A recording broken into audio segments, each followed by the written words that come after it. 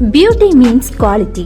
Quality പ്രൊഡക്ട്സുകളുമായി നിങ്ങളുടെ സൗന്ദര്യ സങ്കല്പങ്ങളെ സാക്ഷാത്കരിക്കുന്നതിന് ഞങ്ങളുണ്ട് കൂടെ. Royal beauty parlour and spa, Chelakkara. Malappuram തിരൂരിൽ യുവാവിനെ കൊലപ്പെടുത്തിയ കേസിൽ സഹോദരന് ജീവപര്യന്തം തടവും പിഴയും. മലപ്പുറം തിരൂരിൽ യുവാവിനെ കൊലപ്പെടുത്തിയ കേസിൽ സഹോദരന് ജീവപര്യന്തം തടവും പിഴയും. കുറിക്കോൾ കായൽ മഠത്തിൽ വീട്ടിൽ 40 വയസ്സുകാരായ അബ്ദുൾ റഹ്മാനെയാണ് Ottapalam additional district and sessions കോടതി ശിക്ഷിച്ചത്.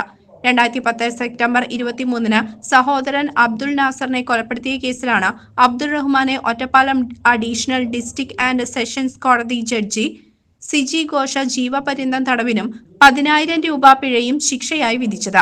വീട്ടിൽ സ്ഥിരം പ്രശ്നക്കാരനായിരുന്നു കൊല്ലപ്പെട്ട അബ്ദുൾ നാസർ. ഇതിനെ തുടർന്നാണ് പ്രവാസിയായ അബ്ദുൾ റഹ്മാൻ ലീവിനെത്തിയപ്പോൾ സഹോദരനെ കൊലപ്പെടുത്തിയതെന്ന് കുറ്റപത്രത്തിൽ പറയുന്നു.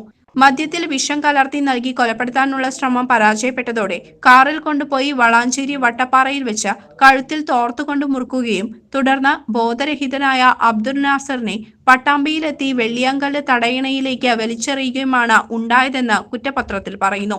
തടയണ പരിസരത്ത് നിന്ന് കണ്ടെത്തിയ മൃതദേഹത്തിൽ കഴുത്തിലെ പാടുകളാണ് കൊലപാതകമെന്ന നിഗമനത്തിലേക്ക് പോലീസിനെ എത്തിച്ചു.